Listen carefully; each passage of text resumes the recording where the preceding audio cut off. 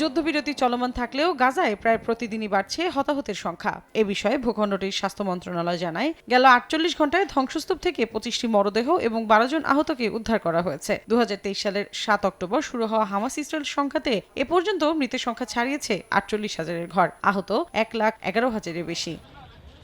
গেল ১৯ জানুয়ারি Hamas Israel যুদ্ধবিরতি শুরু হওয়ার পর টানা ৪ সপ্তাহ ধরে অধিকৃত পশ্চিম তীরে হামলা চালাচ্ছে ইসরায়েল। তুলকারেম এবং নূর শামস শরণার্থী শিবিরের সংযোগ স্থাপনকারী রাস্তায় চেকপোস্ট বসানোয় চরম আতঙ্কে দিন পার করছেন বাসিন্দারা। এক বিবৃতিতে বিষয়টি নিশ্চিত করেছে ফিলিস্তিনি কর্তৃপক্ষ।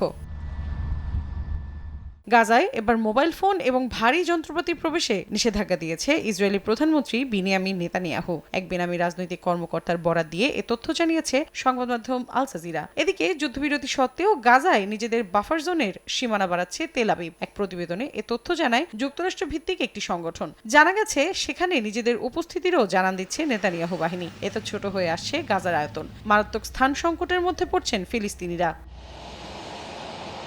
যুদ্ধবিরতি নিয়ে এই টানাপোড়েনের মাঝেই প্রথমবারের মতো মার্কিন পররাষ্ট্রমন্ত্রী মার্কো রুবিও তার এই সফরে হামাসের কাছে জিম্মি বাকি বন্দীদের মুক্তি এবং যুদ্ধবিরতির দ্বিতীয় ধাপের বিষয়ে আলোচনা হবে বলে জানিয়েছে মার্কিন পররাষ্ট্র মন্ত্রণালয়। এছাড়া সৌদি আরব এবং সংযুক্ত আরব আমিরাতেও সফর করবেন রুবিও। ট্রাম্পের গাজা অধিগ্রহণের পরিকল্পনাকে আরব দেশগুলো স্বীকৃতি না দেয়ায় যুক্তরাষ্ট্রের চেয়ে আরো ভালো পরিকল্পনা উপস্থাপনের জন্য দেশগুলোর দিকে চ্যালেঞ্জ ছুড়ে দেন রুবিও।